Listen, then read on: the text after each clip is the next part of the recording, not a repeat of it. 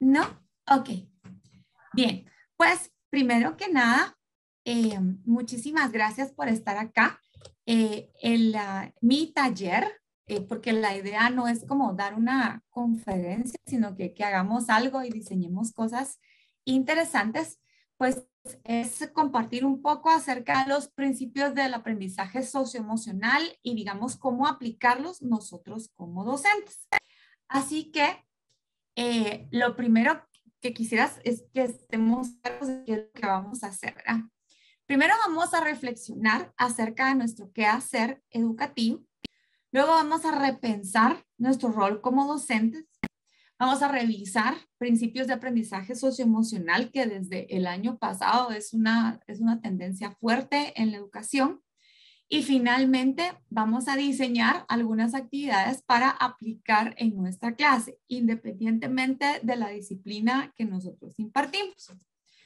Entonces, lo primero que vamos a hacer es que vamos a hacer breakout rooms. Y entonces los voy a enviar a 4 grupos, ¿verdad?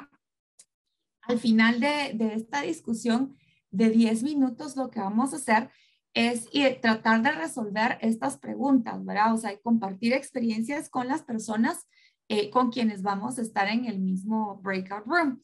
Entonces, la primera es, ¿qué queremos que el estudiante logre con la formación de nuestro curso? Y ese va a ser el grupo número 1, digamos. Luego, ¿qué cosas son las que más nos sirven de lo que aprendimos en la escuela? De todo lo que aprendimos, ¿qué es lo que más usamos? Luego, la tercera es, ¿qué cosas nos hubiera gustado aprender que no nos enseñaron? Por ejemplo, yo recuerdo que a mí no me enseñaron a inteligencia financiera, o sea, educación financiera. Yo me gradué y no tenía idea de cómo cambiar un cheque. Y luego, ¿por qué es necesaria la inteligencia emocional? Entonces, voy a dejar de compartir y no sé si tengo acceso para crear grupos o si el administrador sería tan amable o administradora de la sesión sería tan amable de ayudarme a generar 4 grupos. Le puedo pasar la administración de la sesión sin problema, maestra. Muchísimas gracias, muy amable. Listo, ya tiene el control. Muchísimas gracias. Les cuento que yo soy de Guatemala, así que si mi acento no es, no sé, se les hace raro, es porque soy de la Universidad del Valle de Guatemala. Oye, entonces vamos a ver acá, voy a hacer 4 grupos y entonces el número de grupo en el que usted quede responde el número de preguntas. Entonces, si quieren, voy a volver a, antes de unirse, voy a volver a compartir la diapositiva para que ustedes puedan tomar la foto o puedan tomar el screenshot y entonces así ya saben cuál de todas cuál de las 4 preguntas es la que van a responder. Van a buscar también un representante de ese grupo y al final vamos a concluir, digamos, entre todos para qué es que educamos. Y para realizar esta actividad vamos a tener 10 minutos. Si pudieran enseñarme con sus reacciones, con una manita, así con un thumb up, para poder saber si ya tienen la foto. Ok, voy a dejar, muchísimas gracias, voy a dejar de compartir y entonces ahora sí, abro las sesiones de Breakout Rooms y digamos, el grupo 1 es Mercedes Pagasa, Noemí Rodríguez, Nora Silvia, Preparatoria 2, San Juana Rangel, Sergio Martínez, etc. Sergio Martínez, perdón, y Silvia Graciela Villarreal. En el salón 2 o en el Breakout Room 2 está Jorge Farías, Marisela del Bosque, Mariana Llanas, Nancy Edith Cruz, Víctor Hugo Almaguer, Jenny Guadalupe Morales y Beth Valdés. En el salón 3 está la doctora Jessica Mariela Rodríguez Hernández, está Jorge Alfonso Llanas, Marta Morales, Otilia López, Perla Dávila y Sandra Guerra. Y en el salón, entonces voy a hacer un cuarto porque solo me habían quedado.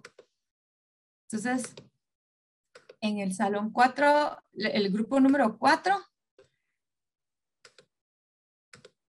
van a quedar, en el grupo número 4 van a quedar Perla Dávila, Sergio Martínez, Silvia García Villarreal e Ivette Valdés. Entonces, 10 minutos para tratar de resolver la pregunta que le corresponde a su número de salón y regresamos en 10 minutos. Yo voy a visitarlos para escuchar qué es lo que están compartiendo, ¿verdad? O sea, se vale compartir anécdotas, etcétera, ¿ok? Entonces, abriendo los salones. Bienvenidos, muchísimas gracias. Entonces, vamos a escuchar a alguien del grupo 1 que nos cuente cuál era su pregunta y qué fue lo que concluyeron o qué es lo que, con qué respuestas fueron a las que concluimos, a las que llegaron como grupo. Buenos días, mi nombre es Mercedes Pagaza y estuve como integrante del grupo 1.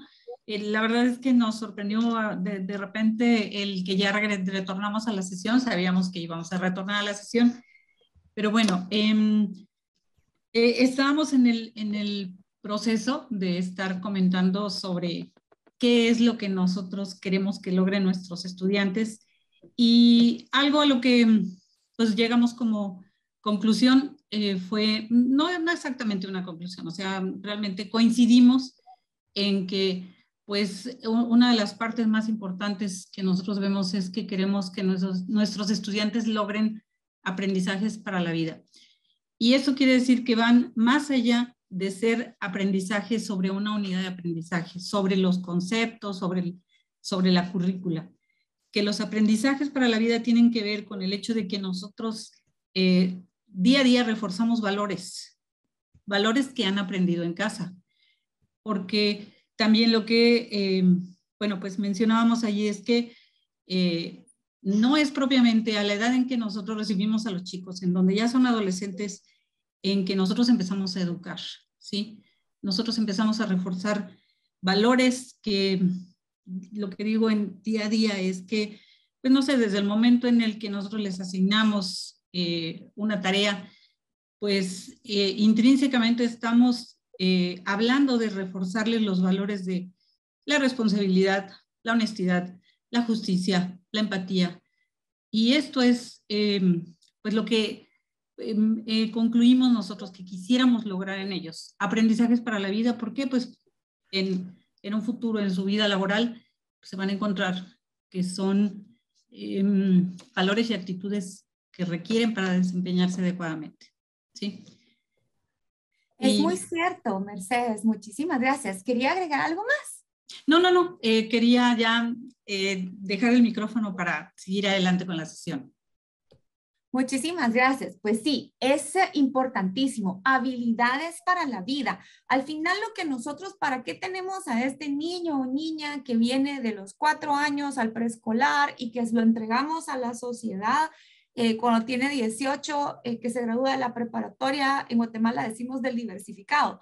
Entonces, ¿para qué? Bueno, lo preparamos para que sea un ente productivo. Sí, pero ¿para qué queremos que sea productivo? Para que pueda sostenerse y tener una familia y brindar y aportar algo a la sociedad. Sí, pero el fin último es que sean felices. O sea, queremos que las personas que a quienes educamos tengan una vida feliz y trascendente, que hagan algo y que dejen el mundo de manera mejor que como cuando ellos llegaron. Y eso no tiene que darse necesariamente antes de que se gradúen de la prepa, puede pasar después.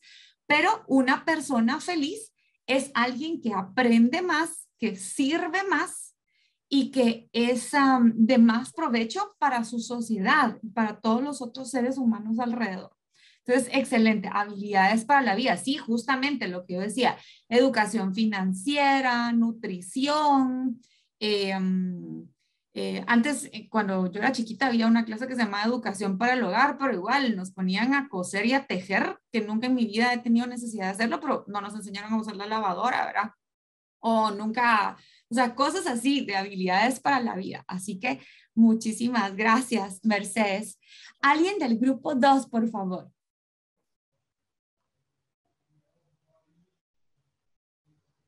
Vamos, grupo 2, no sean tímidos. ¿Qué Pues, cosas son las que más nos sirven de lo que aprendimos? exactamente, ¿qué cosas son las que más nos sirven de lo que aprendimos en la escuela? Bueno, nosotros lo estuvimos por aquí comentando con el equipo. Excelente, todos participamos atinadamente por ahí y pues nuevamente secundamos la aportación del equipo 1. Por ahí los maestros hablaban mucho de los valores, que tenemos que estar siempre trabajando con esto.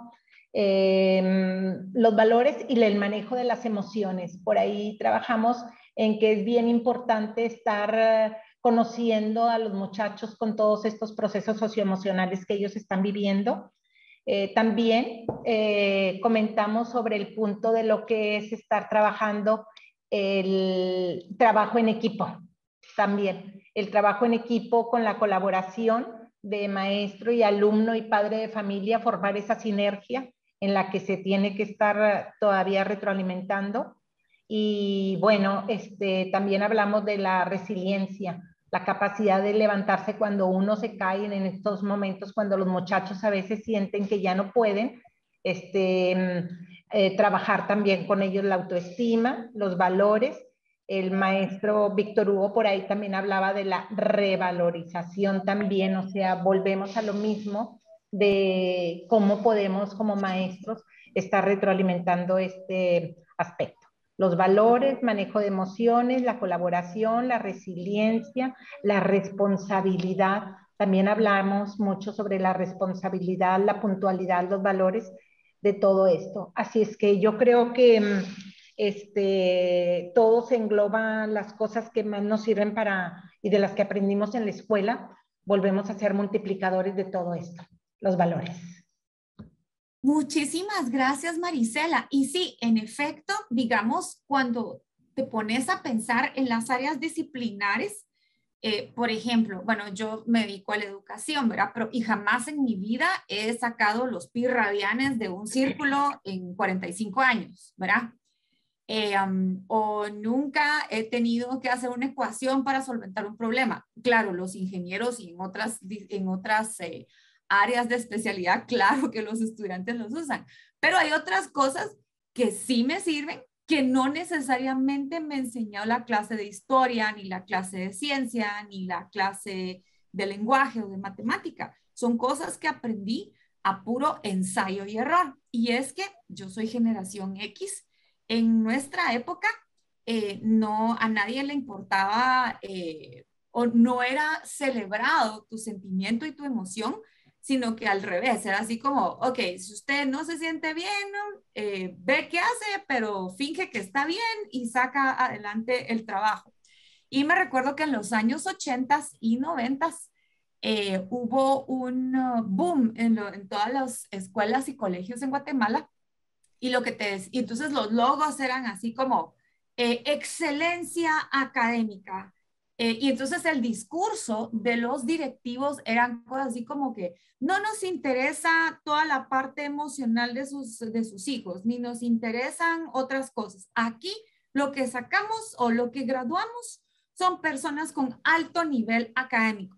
Y los padres de familia morían porque sus hijos estudiaran en colegios con alto nivel académico. Y ese es el discurso. O sea, usted los educa en su casa. Aquí vienen a aprender. Entonces, pero digamos, cuando pensás en eso, ves que era para una sociedad de los años 80 durante la Guerra Fría y durante los años 90, pero esos niños que fuimos educados así, esos niños ya no existen y esa sociedad ya no es así. Entonces vamos a encontrar, porque nuestros padres eran baby boomers, entonces eran así como mano de hierro y disciplina súper super enforced, o sea, muy disciplina difícil de cumplir y que no se doblaban las reglas. Entonces, es lógico que la educación en esas 2 décadas o en esa década y media haya visto a los estudiantes así y entonces cosas como los hombres no lloran y cuestiones que hoy día nos resultan muy ofensivas, ¿verdad? Como que las niñas, si están emocionales, seguramente están en un periodo hormonal, etcétera. Y que antes era visto como algo malo, como algo que les generaba burla, pero nadie lo notaba porque todos estábamos en el mismo barco. ¿Qué ha pasado el día de hoy? Vemos que la mayoría de cosas que sí aprendimos en el colegio y que nos han servido no eran cosas que tenían que ver con áreas disciplinares. Claro, la aritmética y el lenguaje, y dependiendo de nuestra área de especialidad, cada quien tiene como sus áreas disciplinares o sus áreas de especialización para las cuales lo que aprendió en la prepa fue lo que le construyó ese conocimiento y esas habilidades de qué hacer o cómo hacerlo. Sin embargo, cosas que nos sirven a todos como la responsabilidad, la resiliencia, el adaptarse, que por ejemplo, yo me recuerdo que cada vez que cambio teléfono, o cada vez que cambio computadora, o cada vez que hay nuevas actualizaciones, o sea, te genera así como un poco de ansiedad, no puede, porque nuestra generación, mi generación de X, no era tan adaptable, pero los millennials y los centennials y la generación alfa, que son las 3 después de mí, son mucho más adaptables. ¿Y por qué son adaptables? No solo por el entorno, sino que porque la escuela les enseña a adaptarse más, no solo a la tecnología, sino que a las distintas personalidades de sus compañeros y las distintas situaciones que tienen que enfrentar para lograr una meta. Así que esas cosas que nos sirven a todos y que aprendimos en la escuela, que no corresponden a un área curricular, son las cosas que quisiéramos o las habilidades que quisiéramos que nuestros estudiantes puedan tener al momento de graduarse, y no solo de graduarse, al momento de vivir y convivir con otras personas. Luego vamos con el grupo 3. ¿Qué cosas nos hubiera gustado aprender que no nos enseñaron? Comentábamos las compañeras y compañeros que formamos parte de este grupo 3, que algunos puntos serían el control de emociones desde grados escolares, desde primaria, secundaria, preparatoria, etcétera. Era muy importante y a lo mejor en mi época no se ponía tanta atención, pero bueno. También por ahí se comentaba cómo enseñar lengua extranjera a alumnos con alguna capacidad diferente mediante algunas estrategias y de cómo manejar esos casos especiales. Por fortuna, en el caso de la escuela donde imparto yo clases, hay un departamento especial que sí nos señalan algunos alumnos detectados que tengan alguna discapacidad, perdón, no discapacidad, una capacidad diferente, perdón, y ponemos mucha atención en ellos. También por ahí se señalaba que pues nadie nos enseña a ser padres de familia, y bien, la generalidad concluíamos que hemos aprendido con las experiencias de vida que hemos tenido. Por otro lado, y un punto muy importante y en este momento es que no nos enseñaron recursos didácticos, digitales, métodos y estrategias. A lo mejor sí por ahí nos capacitaron, pero ahora nos vimos en marcha forzada, por decirlo así, en esta época que estamos viviendo. Y bueno, creo que todos los docentes hemos hecho nuestro mejor esfuerzo y siempre hemos estado apoyados mediante la capacitación que nos proporciona la institución educativa en la que trabajamos. Esto buscando hacer frente a la continuación del avance académico de nuestros alumnos. Bueno, por ahí más o menos fueron las ideas que manejábamos. Muchísimas gracias, Otilia. Y sí, de hecho, esas habilidades para la vida que necesitábamos en nuestro momento, cada quien dependiendo de la generación a la que corresponda, hubo cosas que no nos enseñaron y que tuvimos que aprender sobre la marcha. Léase cómo pagar impuestos, cómo organizar un presupuesto, cómo hacer un menú nutritivo, como cosas sencillas como cómo usar la lavadora. Yo creo que en México ustedes sí le agregan el cómo manejar a la graduación de la preparatoria. ¿Ustedes exigen clases de manejo? A ver, de manejo de... Automóvil. Sí hay clases de manejos. Y de hecho, al querer sacar una credencial de manejo, tienes que aprobar un examen para que te la otorguen. ¿Y pero, eso es parte de la escuela o es por aparte? No, es de manera individual. Ok. Pero digamos, eso sería fabuloso que que lo agregáramos a la escuela, porque una buena porción de nuestros estudiantes van a manejar y sería muy bueno porque es una habilidad para la vida. Sin embargo, no todos lo aprendimos, ¿verdad? O sea, yo aprendí con mi papá gritándome y diciéndome que metiera el clutch y sacara, no, ¿verdad? O sea, así aprendías así te tocaba. Pero son habilidades para la vida que nos hubiera gustado aprender más. Y finalmente, muchísimas gracias. Finalmente tenemos el grupo número 4, que es ¿por qué es importante la inteligencia emocional? Grupo 4, los escuchamos.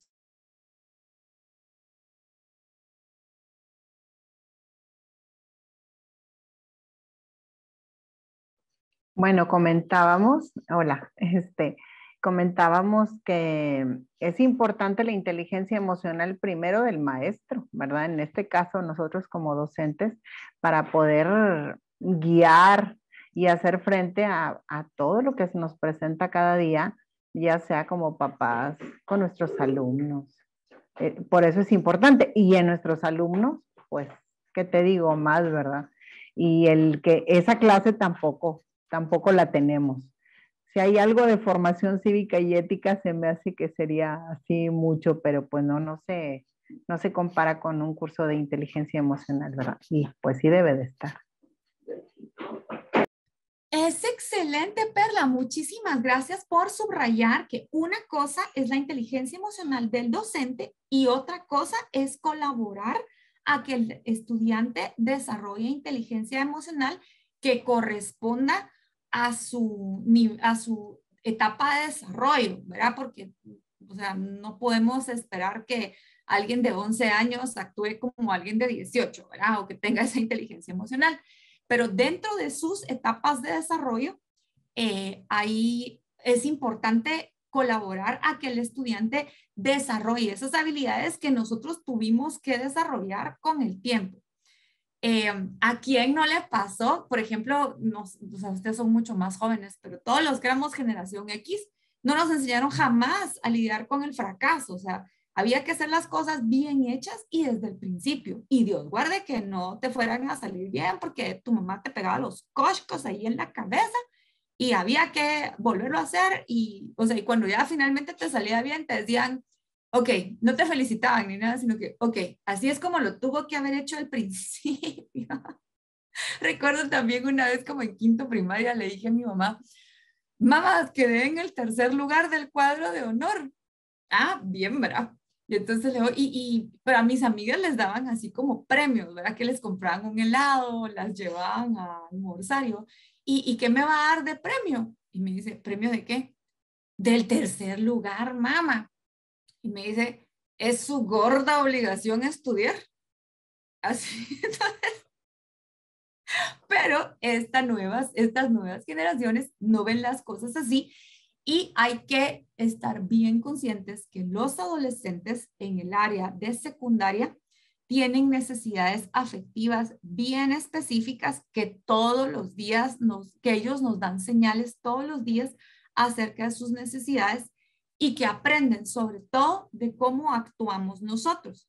Si nosotros como docentes nos descomponemos porque no entregan una tarea a tiempo o les llamamos la atención de manera humillante frente a sus compañeros o tenemos sarcasmos o humor negro para tratar de mejorar alguna conducta en ellos, lo que vamos a hacer, lo que funcionaba para nuestra generación, ya no funciona el día de hoy. Entonces, ¿qué vamos a revisar ahora?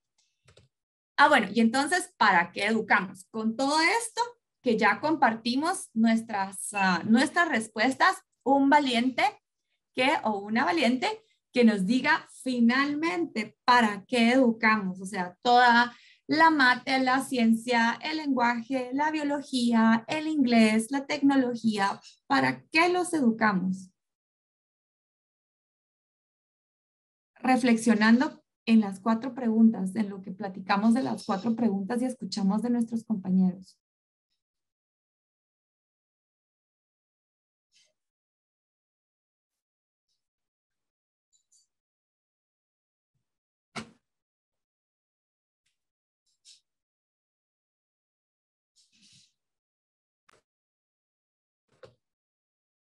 ¿Será que educamos para que sean felices? Yo creo que buenos días. Soy Silvia Villarreal. Yo creo que si educamos, pues precisamente para que ellos, para sus habilidades de la vida, ¿no? O sea, para que sean felices y que aprendan cosas que van a necesitar habilidades que van a necesitar durante toda su vida y que puedan ellos a poder ser felices con esas habilidades que aprendan, ¿verdad? Para eso los vamos a preparar, para que ellos sean felices, pero con habilidades, valores, como dijeron ahí nuestros compañeros también, la resiliencia, la responsabilidad. Entonces, eso les va a ayudar a poder ser felices durante su vida y para eso los preparamos, o sea, no tanto para una especialidad en sí, sino para que aprendan y puedan ellos ya en su vida adulta poder convivir con sus compañeros de trabajo o con su familia o con la gente, ¿verdad? O sea, para eso es lo que yo pienso que los preparamos, los educamos. Excelente, gracias. Excelente.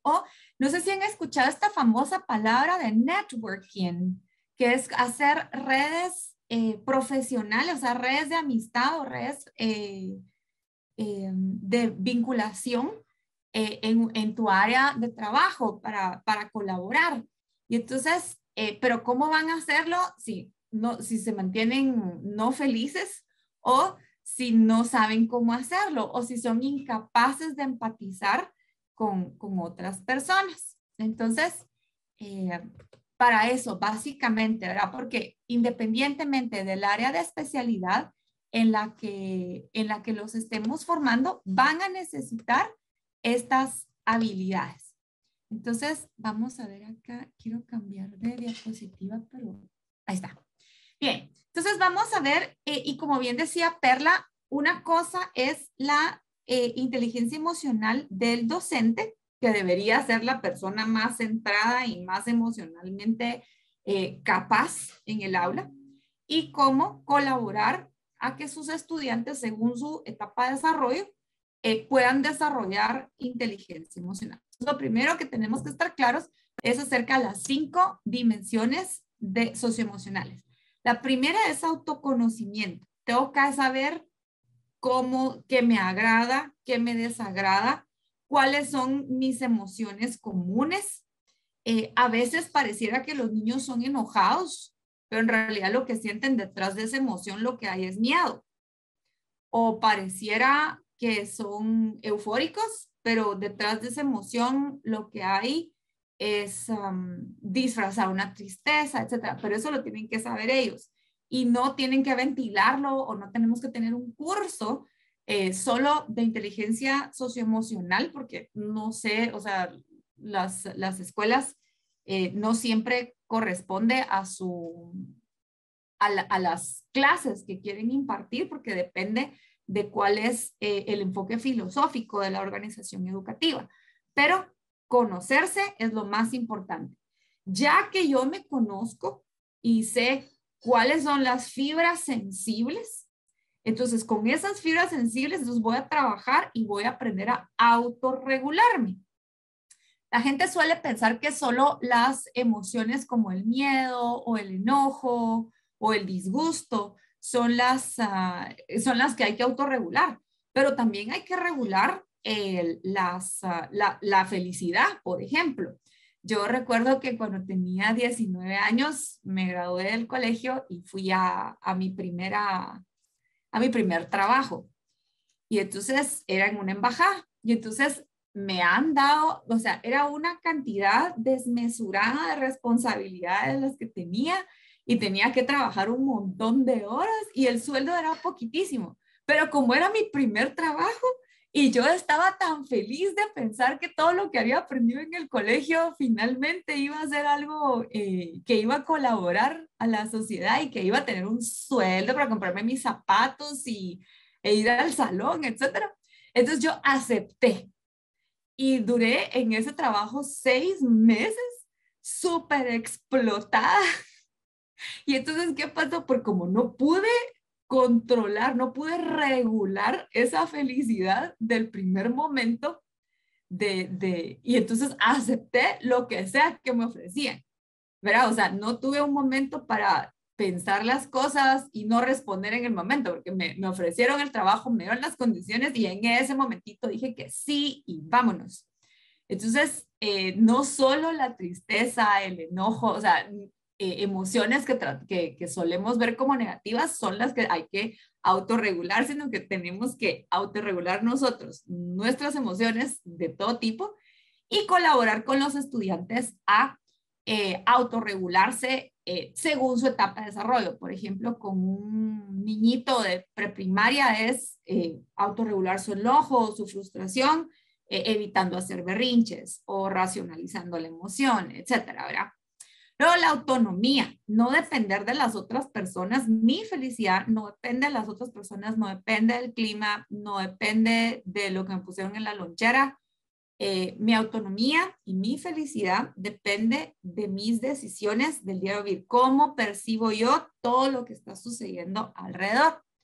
La empatía, bien decía alguien, ponerse en los zapatos del otro y poder entender que esa otra persona no le está pasando bien o está súper feliz y el hecho de que yo la quiera bajar a la tierra haciéndole ver algunas cosas podría desilusionarla en ese momento. O sea, sentir el sentir del otro. No necesariamente fomentar ese otro sentimiento, pero sí comprenderlo. Recuerdo hace unos 10 o 12 años, yo trabajaba en un colegio. En Guatemala los colegios tienen 4 divisiones, digamos, que es preprimaria, primaria, básicos y diversificado. Y digamos y todos están en un mismo campus y es un colegio de solo niñas. Entonces las niñas van moviéndose por los niveles según su edad. Entonces recuerdo que había una nena llorando en un macetón. Era una nena como de primero o segundo primaria y la maestra estaba fúrica. Entonces yo bien metiche, ¿verdad? O sea, yo iba a sacar unas fotocopias, pero bien metiche medio me acerqué. Y entonces yo le pregunté a la docente, Miss, ¿qué? ¿Todo bien? Y me dice, es que esta niña ha estado todo el día mal y yo ya le dije que la muerte de un gato no es suficiente para estar así de triste y ni pone atención en la clase. Y yo la maestra estaba tan descompuesta que no le pude decir nada. Pero le pregunté a la nena cómo se llamaba y con su nombre, pues la referí a la psicóloga de primaria. Y con el tiempo, o sea, pasó como un mes y como al mes me encontré a la psicóloga en la cafetería y me dice, ¿qué crees? Me dice que esa nena, sus papás estaban recién divorciados y durante los últimos 4 meses su gato era su consuelo y no sé qué. Y su gato era con el que platicaba y todo, y de repente atropellaron a su gato y la nena estaba deshecha. Entonces, lejos de sentir empatía y de, pues no te ibas a poner, la docente no se podía sentar a llorar con la nena por el gato, pero lejos de entender la situación, la estaba regañando, la estaba atacando. Entonces, Pero entiendo que esa docente era más o menos de mi edad y que a nosotros nadie nos enseñó a empatizar y a no dañar, pero las implicaciones eran importantes porque la nena seguramente estaba dañada y estaba lastimada y a eso había que sumarle el susto de ver a su maestra descompuesta. Y finalmente la colaboración. Una vez yo me conozco y yo me autorregulo y soy capaz de tomar decisiones respecto de lo que me hace feliz o qué tanto voy a permitir que me afecten las cosas del entorno, y cuando ya puedo empatizar con mis semejantes, entonces puedo colaborar. Ok, te dejó el bus, entonces voy a colaborar contigo, aceptando, tal vez no todos los días, pero ok, hoy puedes entrar porque esta situación pasó. O voy a colaborar contigo dándote una extensión de tiempo porque sé que tus papás tenían COVID y tú los estabas cuidando. O yo colaboro con mi compañera docente, yo colaboro porque sé que está atrasada, porque no pudo dar clase 2 días seguidos, porque fue la celebración de la independencia y yo sí pude dar clases esos días en mis periodos, entonces le cedo un periodo para que se pueda poner al día. Entonces, al momento de empatizar, ya yo puedo colaborar. Y esto, o sea, estas 5 dimensiones no solo están en nosotros docentes, sino que también están en nuestros estudiantes. Y entonces ahí tenemos que tener habilidades o diseñar estrategias o actividades pequeñitas que nos puedan ayudar a, pero eso sí, tienen que ser bien intencionales y tenemos que estar claros de cómo es que los estamos colaborando con nuestro estudiante para que desarrollen estas dimensiones. Entonces, ¿qué sería? Ya dijimos por qué es importante, pero entonces, ¿qué sería la inteligencia emocional? Voy a dejar de compartir para escuchar a ¿quién quiere participar? Así no soy la presionadora.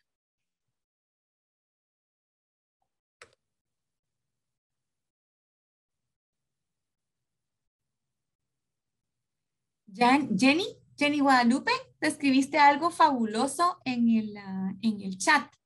¿Tú nos dirías qué es la inteligencia emocional al final?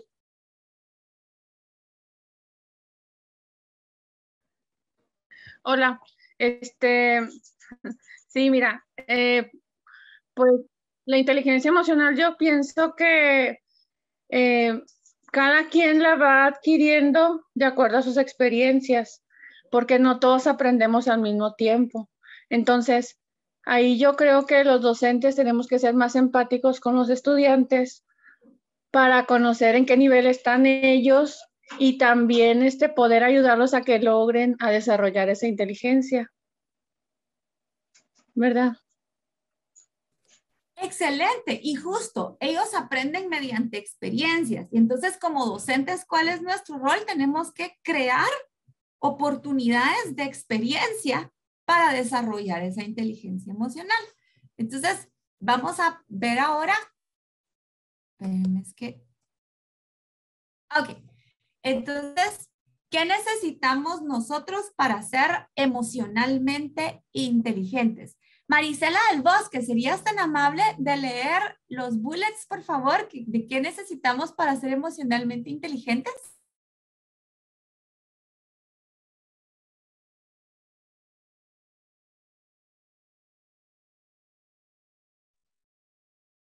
¿O algún otro voluntario?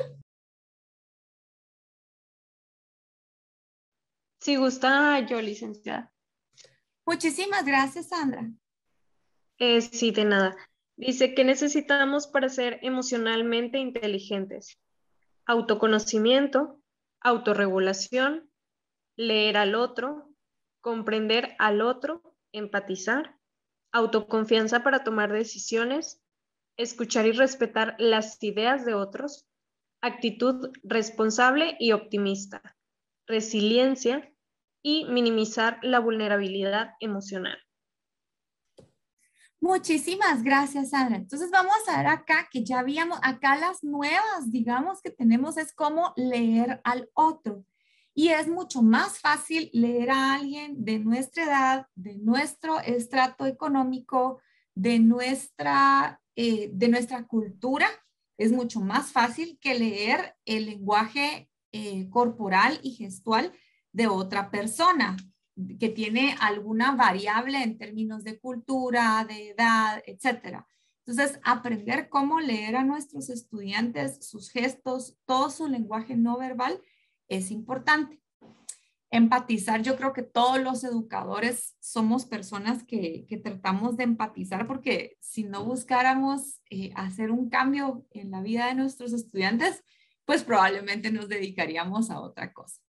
Algo importante es la autoconfianza para tomar decisiones. O sea, una vez enseñamos a los estudiantes a hacer, qué sé yo, lista de pros y contras o técnicas para tomar decisiones, tienen que sentir que sí, o sea, que están haciendo, o sea, no tener miedo de sus decisiones.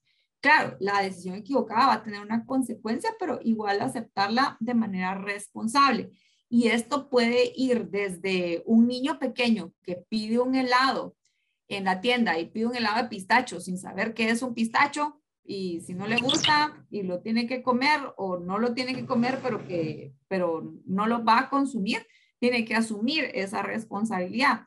Pero estar como, entonces así la próxima vez ya no pide ese, sino que pide otro sabor, o sea, tomará la decisión el niño o la niña de arriesgarse con un sabor nuevo o pedir un sabor conocido. Luego escuchar, y esto es lo más importante, yo creo que como adultos incluso es difícil escuchar y respetar las ideas de otros. O sea, cuando escuchamos, no tenemos que escuchar para responder, porque estás escuchando al estudiante y ya estás pensando que le vas a responder, pero en realidad la escucha activa es escuchar sin prejuicios, sin contradicciones, sin tratar de justificar nada o de pensar cómo lo voy a regañar o cómo lo puedo inducir a pensar diferente, sino que escuchar activamente y respetar las ideas de otros. Las guerras en el mundo existen porque no respetamos las ideas de otras personas. Hoy día hay una guerra ideológica y política de la gente que es pro vacunas y la gente que es antivacunas, y entonces se vuelve así como, y entonces las personas se vuelven agresivos. Y entonces, si el estudiante ve eso en los adultos, y que podría suceder también dentro de sus docentes, ¿cómo va él a escuchar y respetar las ideas de otros? Yo tengo una hija de 14 años, no, 15, ya tiene 15. Y entonces a veces es como difícil que nos guste la misma música o estar de acuerdo en algunas cosas. Pero yo trato, de verdad que me obligo a poder escucharla sin prejuicios y respetar sus ideas, independientemente de que me agraden o no su música o sus artistas, ¿verdad? O sea, darle su espacio para que el día de mañana ella pueda hacer lo mismo con sus compañeras y sus docentes. O sea, no tengo que aceptar la idea, no tengo que cambiarme de bando ideológico, sino que solo la escucho y la respeto. Aún si no estoy de acuerdo, o sea, no ataco a la persona ni desvalorizo los pensamientos y las ideas de la otra persona. Y eso es algo que a veces incluso como docentes nos cuesta, porque también como docentes solemos pensar que somos el faro del conocimiento para el mundo y que todos los demás están errados. Luego, la actitud responsable y optimista, lo que hablábamos, ¿verdad? O sea, ok, yo cometí un error, soy responsable de ese error, pero la próxima vez lo voy a hacer de otra manera, o voy a tomar, o sí lo voy a seguir haciendo hasta que me funcione, etcétera. Entonces, pero ser responsable, o sea, no solo en términos de entregar tareas y hacer las cosas bien, sino y ser optimista, ok, esta vez no salió bien, o esta vez la tarea no la contesté bien, no hice bien el análisis literario, pero ya vi cuál es el feedback que me puso la maestra, entonces la próxima vez voy a leer la siguiente novela y entonces sí me va a salir bien el análisis literario, ¿verdad? Y no chicos que suelen haber estudiantes como que, no, ya no, todo lo que me esforcé y no me fue bien, entonces ahora ya no voy a hacer el próximo informe, ¿verdad? Sino que, pero esto es como mucho de relación personal con los estudiantes. La resiliencia que ya comentábamos, ¿verdad? O sea, sí hay dificultades, sí hay limitantes, pero en la medida de lo posible vamos a tratar de sobrevivir y vamos a tratar de sobrevivir la adversidad y de saltar los obstáculos juntos. Y finalmente, minimizar la vulnerabilidad emocional. En nuestro país, yo no sé en México, pero en Guatemala hay un porcentaje, no muy alto, pero hay un porcentaje de chicos que cometen suicidio entre las edades de 13 y 21 años. Y tiene que ver con la vulnerabilidad emocional, o sea, con victimizarme y sentir lástima de mí mismo y pensar que la situación o que el problema es más de lo que soy yo. Entonces, es importante no solo aprender a manejarlo como adultos, sino tratar de ayudar a nuestros estudiantes a minimizarlo. ¿Qué pasa con nuestros estudiantes? Vamos a ver que primero tenemos que ayudarles a desarrollar un sentido positivo de sí mismos y regular sus emociones. Nada de decirles cosas así como, no sé, mi hija cuando tenía como 6 años me decía, mamá, la maestra dijo que no hay límites para nuestros sueños. Y entonces yo, ay, pues eso es buenísimo. Y me dice, mamá, pero ni modo que si yo sueño que voy a ser una mariposa, lo voy a lograr. Eso no se puede. Entonces sí hay límites. Entonces, yo le decía, ¿y eso te pone triste? No, pero, o sea, pero no deberían decir eso, etcétera. Entonces, digamos, pero pensar positivamente de ellos mismos. Con los adolescentes suele ser un poco difícil. Ustedes que son docentes de preparatoria, pensar en que no me gusta mi nariz o que como no me veo como Kylie Jenner, no soy bonita, o como no soy tan guapo como, ¿cómo se llama el Spider-Man de ahora? Como no soy guapo como Spider-Man, entonces nadie me va a querer, o no soy tan buen estudiante con el presidente de la clase, etc. Entonces, ayudar a cada uno de ellos a desarrollar un sentido positivo y realista de cada uno de ellos. Pues sí, ¿verdad? No soy Miss Universo, pero soy linda y me veo al espejo y estoy contenta. Y de mi belleza no debería depender mi estabilidad emocional. Luego, trabajar en colaboración. Y esto es algo importante. Hoy día, las empresas, cuando uno va a pedir trabajo en las empresas, lo que hacen es que te ponen a trabajar en equipo. O sea, juntan unos 6 o 7 aspirantes a un puesto, les dan un caso hipotético y tienen que desarrollar una solución. Y un buen porcentaje del punteo que va a determinar si la persona es contratada o no, tiene que ver con sus habilidades de colaboración, de saber asignar roles, respetar los roles, escuchar a las otras personas, etcétera. Más que bueno, y es que un buen liderazgo implica eso, ¿verdad? Entonces, trabajar en colaboración y esto, digamos, en los trabajos en grupo y evitar aquello de que, ay, fíjese maestra que yo hice el trabajo sola. Todos los demás chicos no hicieron nada, y entonces yo lo hice todo sola. O Perenceja no trabajó y por eso quiero sacarla del grupo. Perdón, ¿alguien levantó la mano? ¿Fue Guadalupe?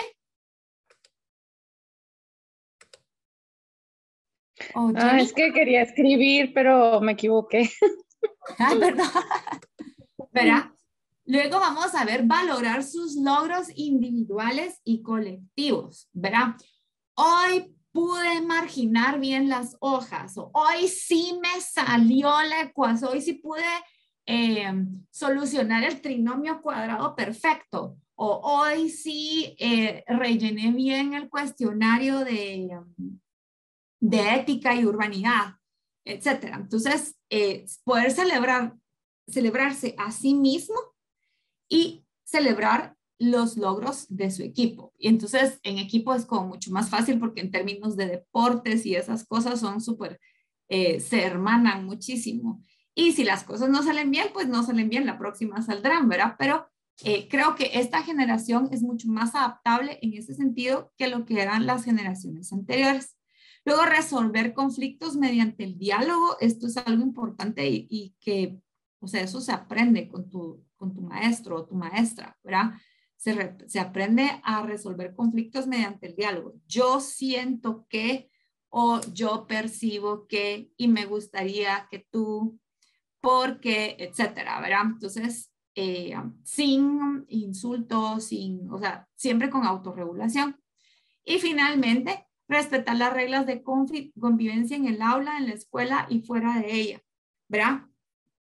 Por ejemplo, no le grito a las otras personas, no golpeo a las otras personas, no uso un tiempo que no me corresponde para comprar en la cafetería, etcétera. Entonces, ese respetar reglas de convivencia que ya están establecidas en la institución educativa es algo que les colabora a los estudiantes a vivir en paz y a valorar esa paz. Bien, y ahora vamos a bueno, es una noción, si quieren les comparto el documento en un ratito por el chat. Y entonces vamos a ver ahora qué hacemos en el aula. Bueno, ya vimos toda la parte filosófica y teórica de la inteligencia emocional. Ay, perdón, hay un camión que está pasando por mi casa y hace un montón de ruido. Ya. Bueno, entonces vamos a ver, ¿qué hago en el aula para ayudar a mis estudiantes a percibirme a mí como un ser humano emocionalmente estable y colaborarles a ellos a desarrollar esas habilidades? Recordemos que la palabra convence, pero el ejemplo arrastra.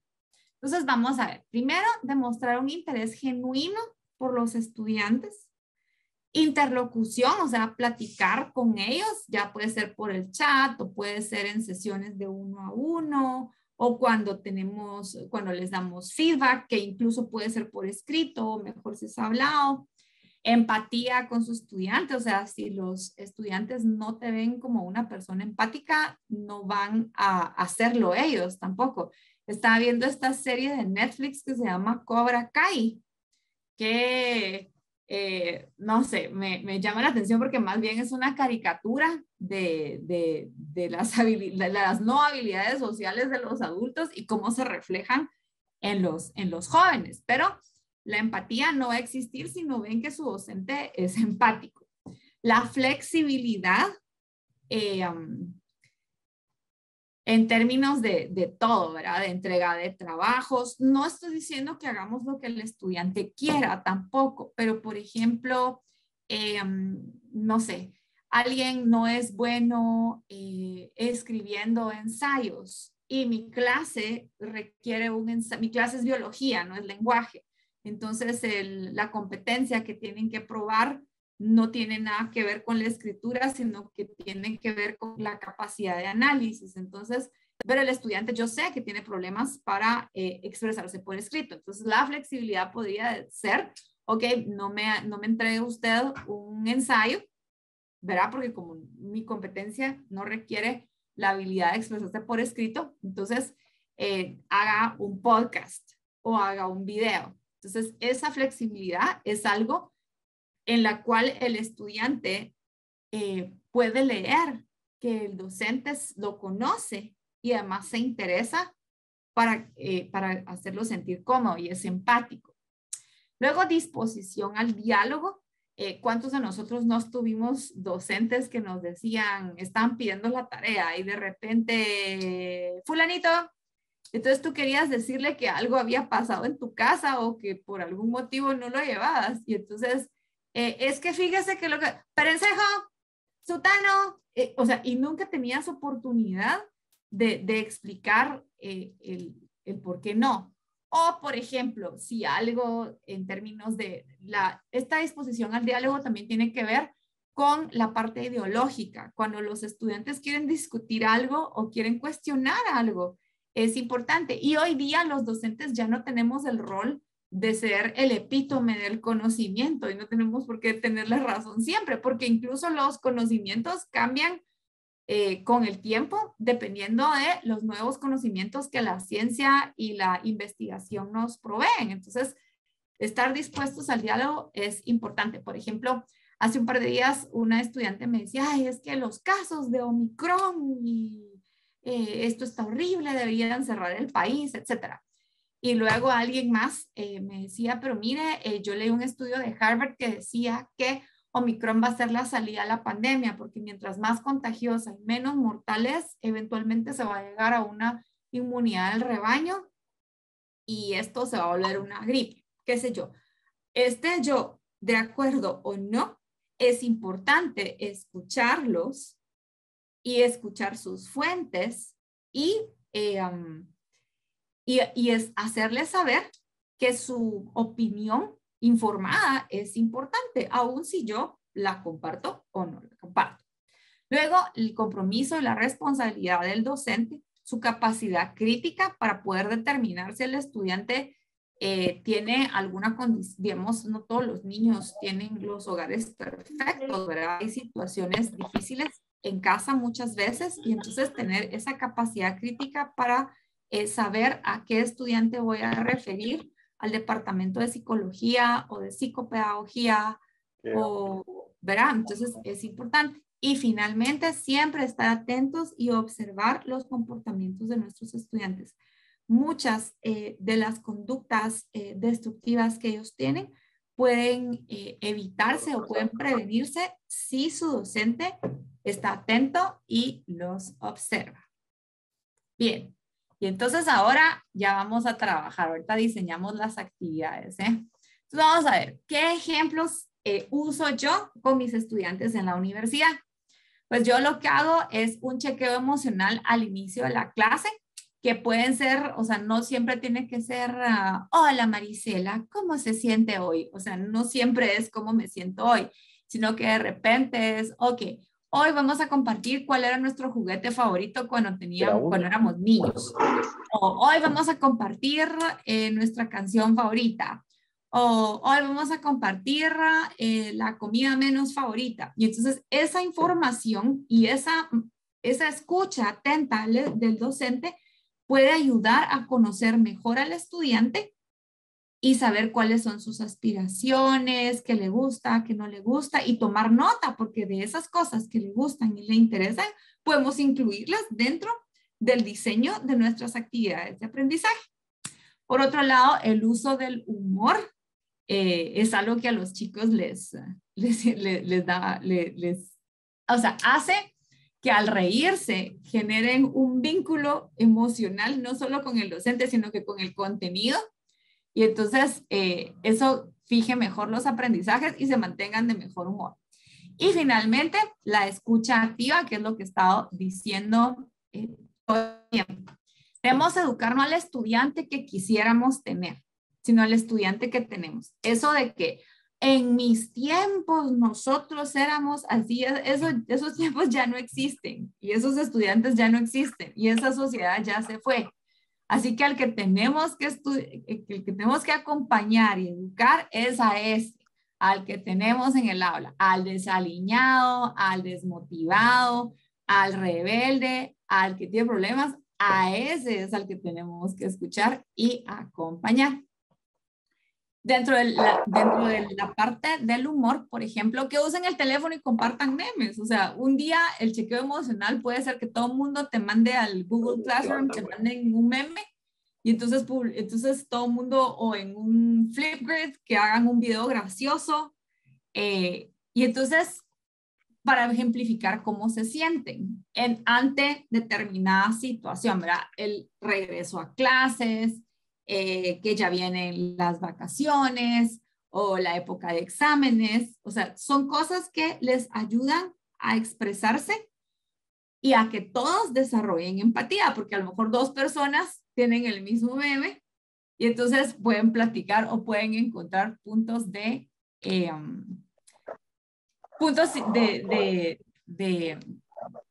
convergencia.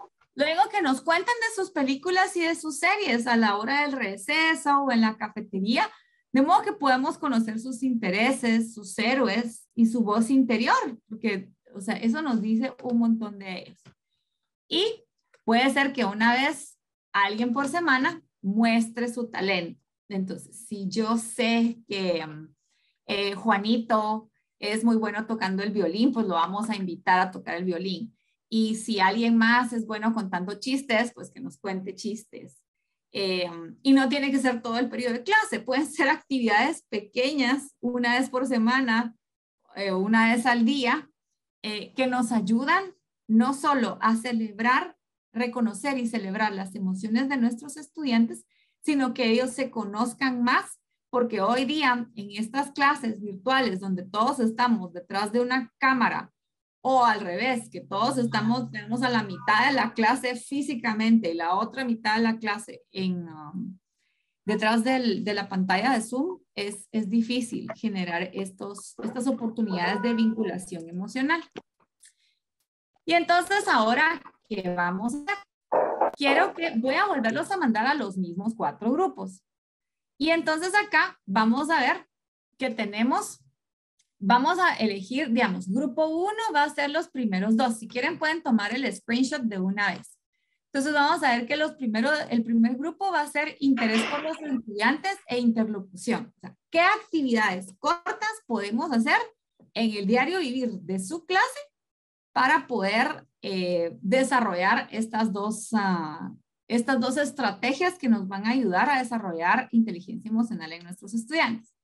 Luego vamos a ver empatía con los estudiantes y flexibilidad. Esos 2 van a ser para el grupo 2.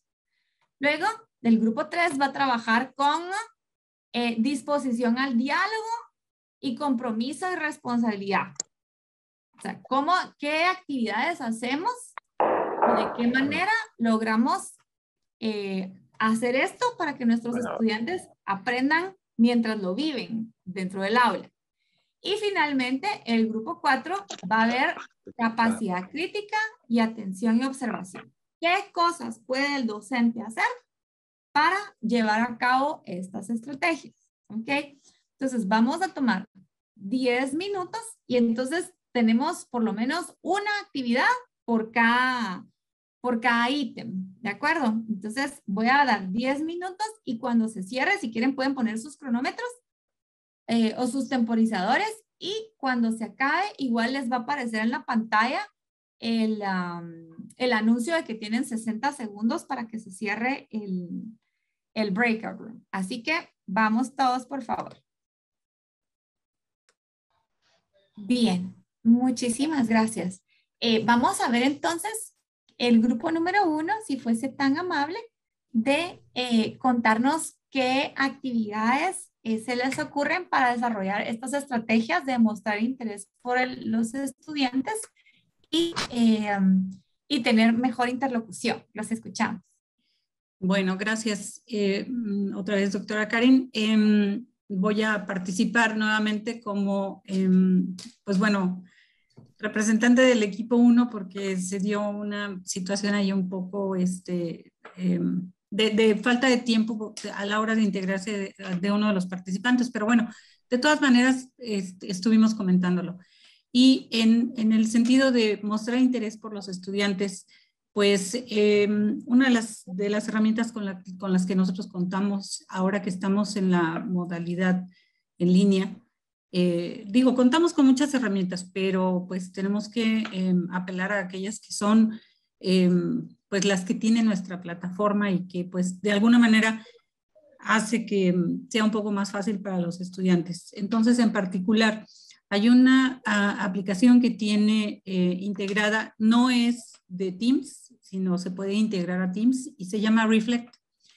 Y esta aplicación Reflect me permite hacer o plantearle situaciones o preguntas al estudiante en 3 aspectos. Una en el sentido emocional, en ahondar un poco en cómo se siente, pero no solamente el cómo te sientes hoy. La pregunta sí es cómo te sientes hoy y les da una serie de opciones con caritas, con emoticons y entonces, pues dependiendo de aquel emoticon que elija el estudiante, por ejemplo, elige una cara feliz, pues le abre una pequeña lista en donde le da o lo guía sobre las emociones que puede estar sintiendo. Entonces, al ponerle una cara feliz, le dice, bueno, pues te puedes sentir contento, te puedes sentir satisfecho, puedes estar feliz, puedes estar motivado. Entonces, eso abre la posibilidad para que el estudiante pueda manifestar, pues, de una manera más, orientada qué es lo que está sintiendo, ¿no?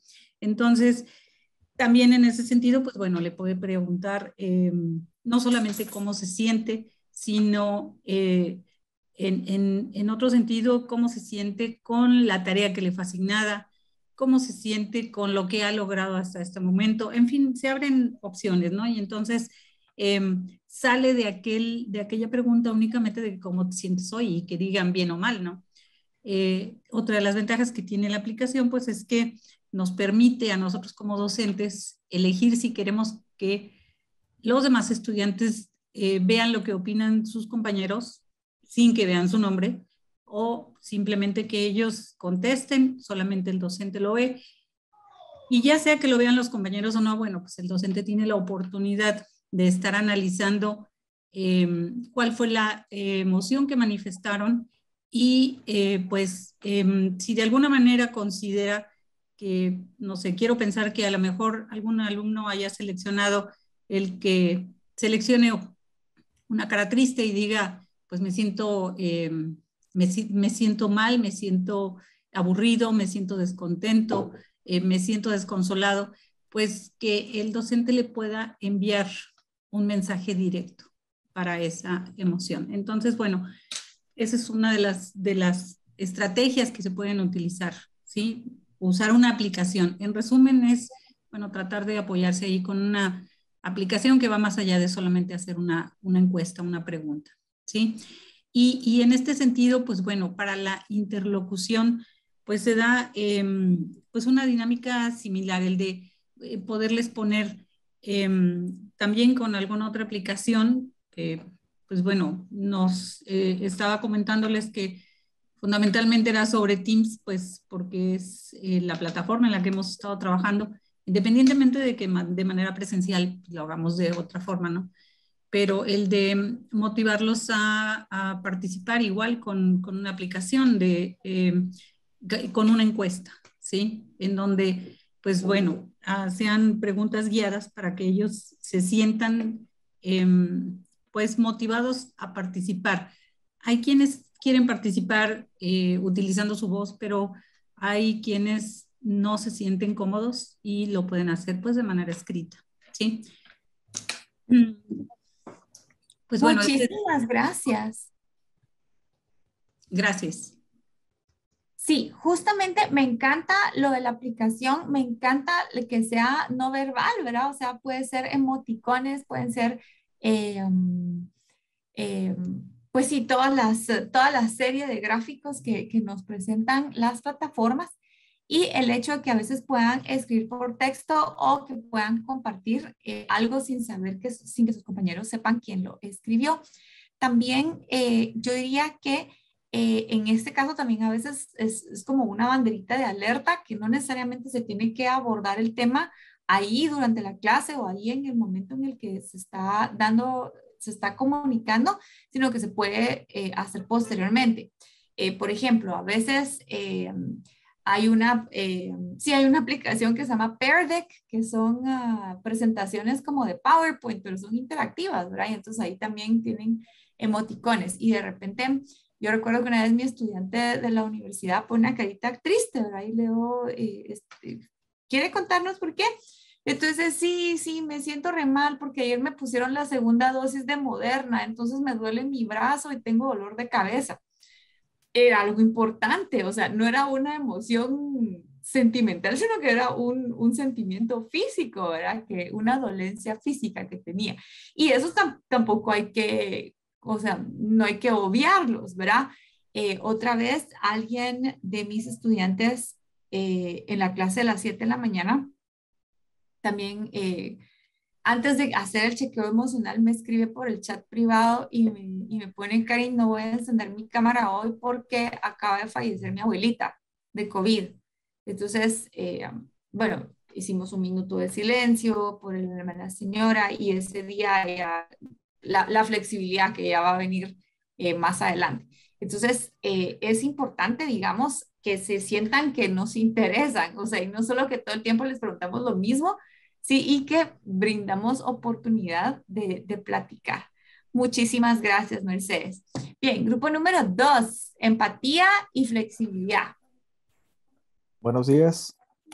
Bien, pues me tocó a mí compartir algunas de las ideas que estuvimos trabajando en equipo. Todo el equipo estuvimos por ahí aportando diferentes puntos de vista respecto a este tema y llegamos a la conclusión de que algo importante que debemos de hacer es primero conocer el contexto de los alumnos, darnos un poquito el tiempo para analizar el contexto de los alumnos.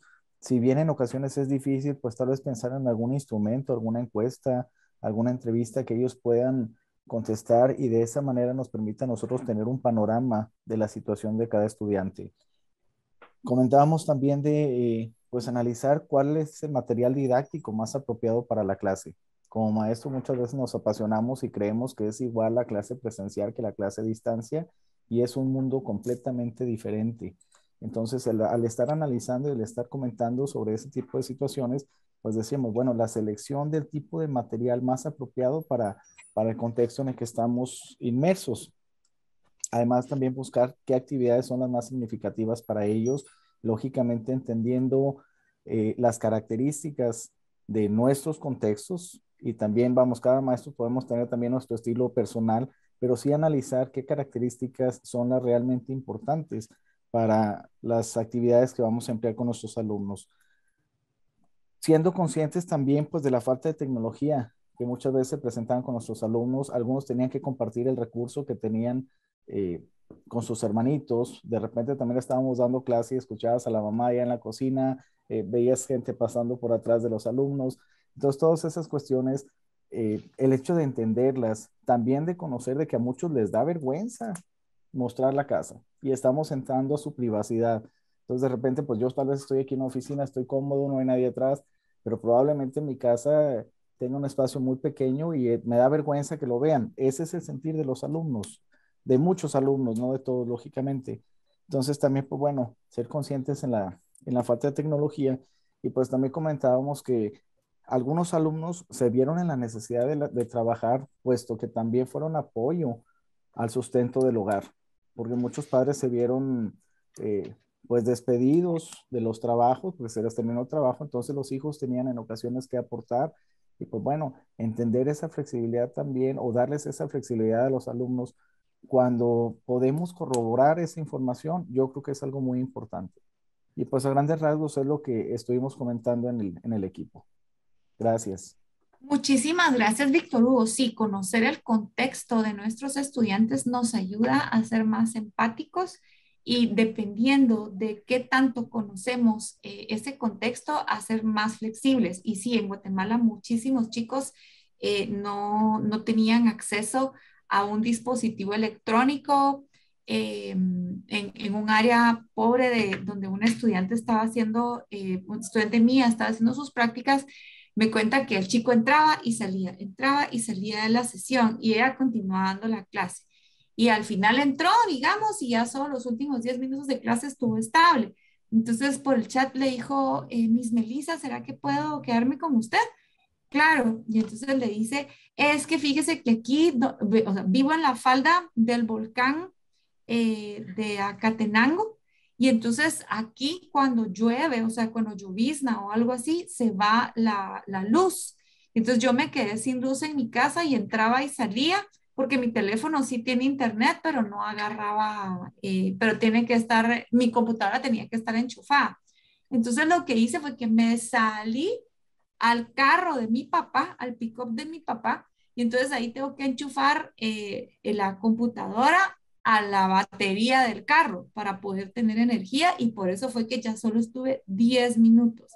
Entonces, qué compromiso de aprendizaje del estudiante Y qué diferente hubiese sido la lectura de la actitud del estudiante de parte de la maestra si él no hubiese tenido esa oportunidad de interlocución para que la docente primero fuera empática y luego pudiera ser flexible, ¿verdad?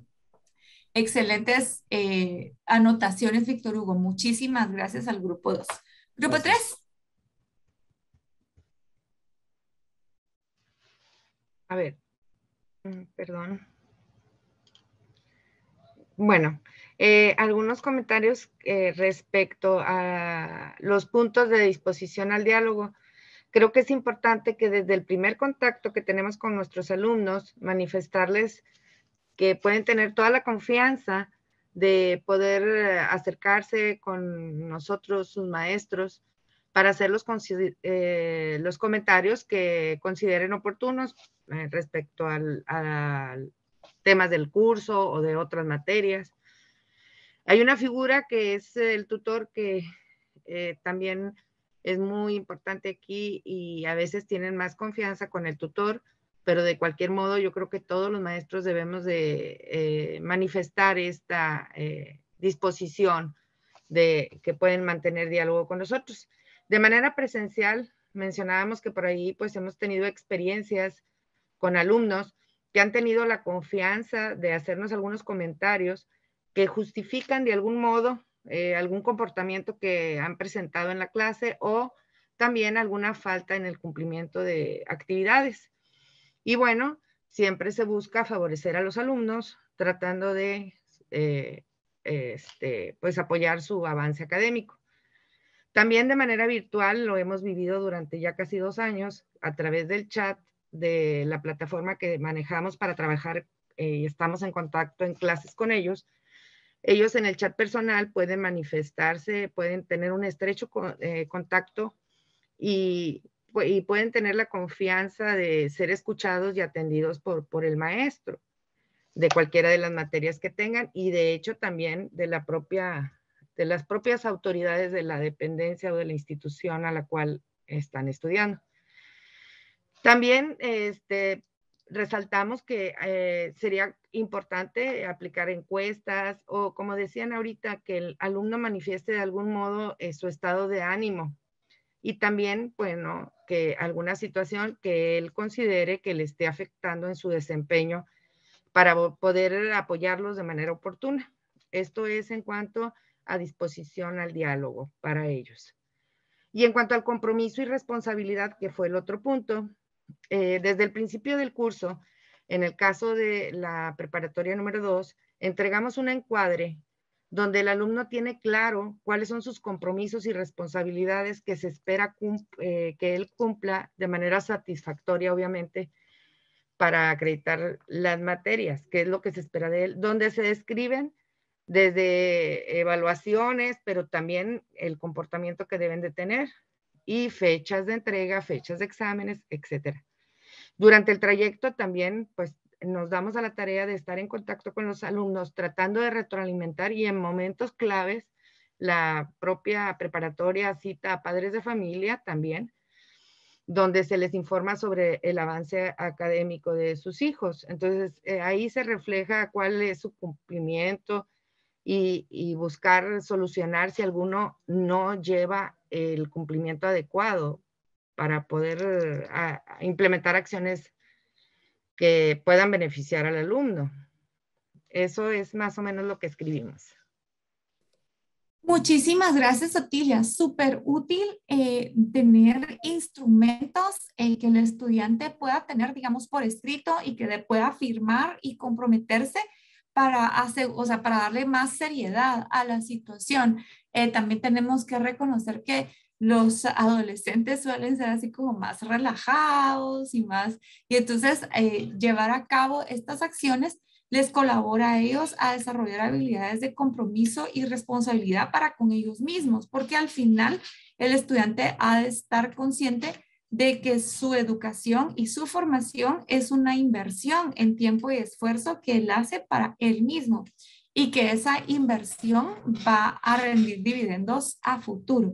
Muchísimas gracias, Otilia. Y por último, pero no menos importante, el grupo número 4, capacidad crítica y atención y observación.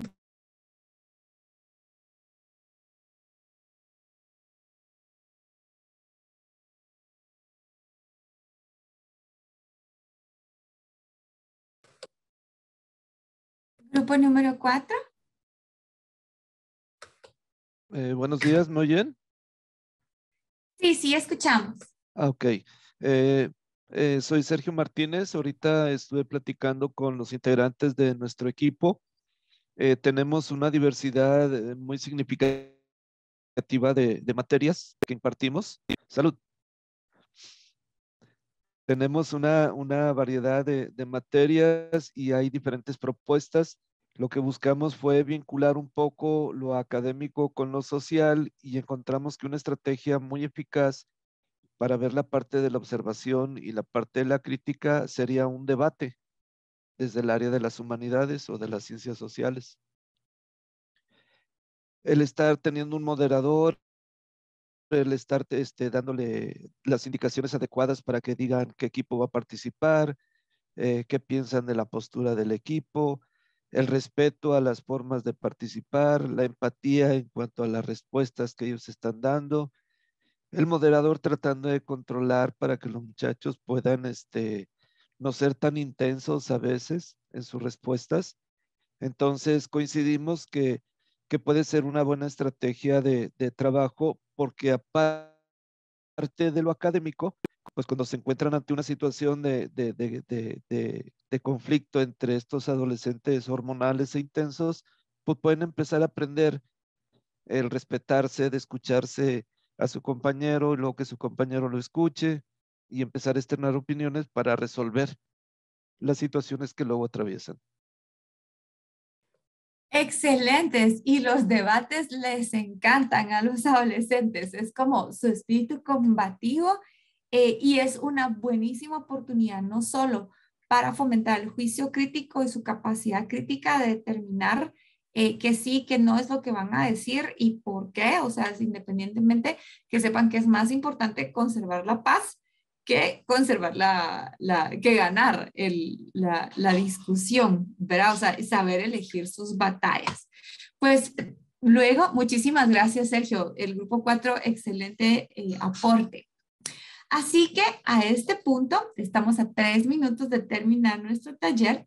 Y entonces, si yo pudiera concluir al final, porque esto es un tema, como bien decía alguien, la inteligencia, la educación socioemocional tiene, o sea, puede ser un curso y puede ser un programa transversal a lo largo de la educación de nuestros chicos.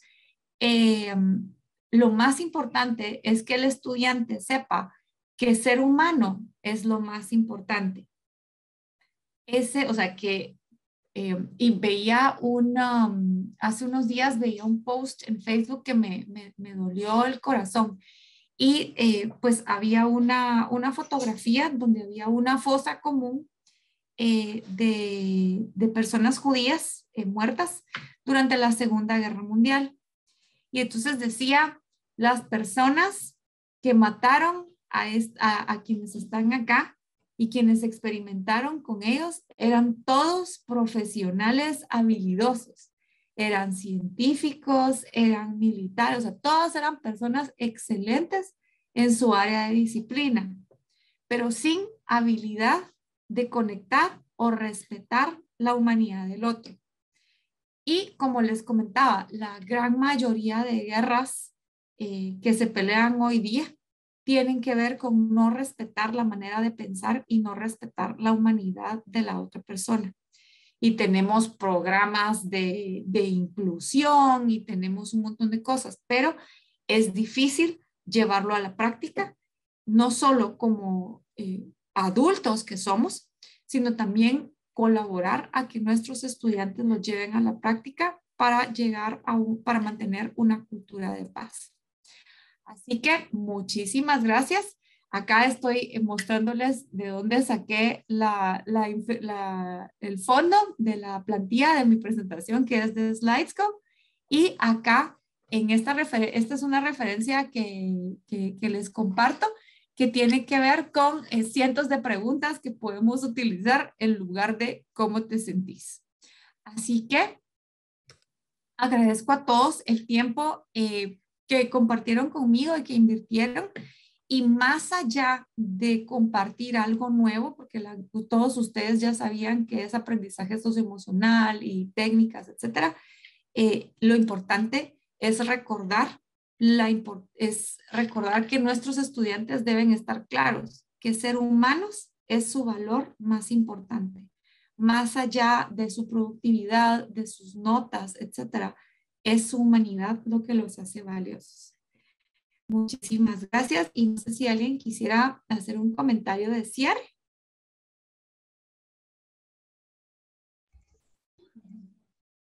Maestra, bueno, si me permite a mí, que me tocó ser su moderador, pues primero que nada agradecerle su tiempo y su participación por habernos, y sobre todo habernos impartido este taller tan interesante. Creo que todos nos estamos llevando, todos los presentes, me atrevo a decir que nos estamos llevando un aprendizaje muy orientado a una enseñanza más humana que nos va a poder enseñarle a los estudiantes que no nada más somos como que la autoridad, el símbolo de autoridad inviolable y estricta que a veces piensan los estudiantes, ¿verdad? Sino que más bien somos otro ser humano con más experiencia, que estamos buscando de transmitirles esa empatía, esa calidez, y que gracias a estas características, nosotros como maestros, en realidad lo que nos estamos llevando es que se fomente el respeto y la atención que cada uno de los maestros se merece de los estudiantes, no a la fuerza, sino con este trato humano que estamos buscando que les ayude a trascender, ¿verdad? Y que el manejo de las emociones, que hoy en día, antes como que lo veían como tabú, ¿verdad? Todos tenían que controlarse. Y ahorita ya se ha vuelto una situación que más abierta para platicarla, y que este manejo y que la disciplina en sí pueden ser una experiencia agradable para los estudiantes en su proceso de desarrollo, y que no tiene nada de malo platicarlo, manifestarlo, y que siempre pueden encontrar una solución para que ellos en todo este abanico, espectro, arcoíris de emociones, pues se puedan desenvolver. Muchísimas gracias, maestra. Muchísimas gracias, y solo para que se vayan a almorzar, lo que a mí me quedó de preparar esto es que la diferencia entre todas las plataformas de inteligencia artificial y la robótica y todo lo que nos han dicho que algún día van a sustituir al docente y van a sustituir a todo el mundo, la humanidad es lo que hace la diferencia, y cada uno de nuestros estudiantes, a donde vayan, van a hacer la diferencia entre una máquina o un programa o un robot por la humanidad que sean capaces de transmitir y de celebrar. Muchísimas gracias y buen provecho para todos. Muchas gracias, maestra. Nada más quiero recordarle a nuestros participantes que en el chat ya está la liga de asistencia. Recuerden que es importante llenarla para que podamos generar las constancias para el taller. Muchas gracias a todos.